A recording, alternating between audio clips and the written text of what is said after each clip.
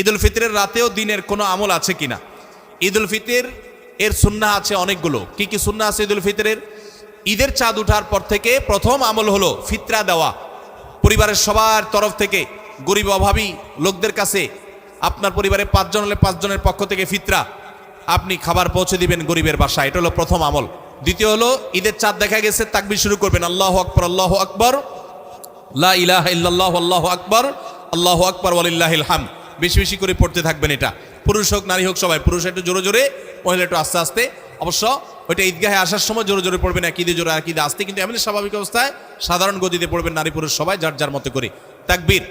এবং বিশেষ করে এই তাকবীর এটা জিলহজের প্রথম দশকে পুরো দশক ধরেই পড়তে হয়। যাই হোক, এই ঈদের চাঁদ ওঠার পর থেকে ঈদের নামাজ পড়তে তাকবীর আমরা শেষ করে পড়তে থাকবো। তৃতীয়ত হলো মেসওয়াক করবেন। 4 নম্বর হলো গোসল করবেন ঈদের দিন উপলক্ষে। 5 নম্বর হলো সুন্দর পোশাক পরবেন, যা আছে এর মধ্যে সুন্দর, নতুন হওয়া জরুরি না। 6 নম্বর হলো সুগন্ধি ব্যবহার করবেন।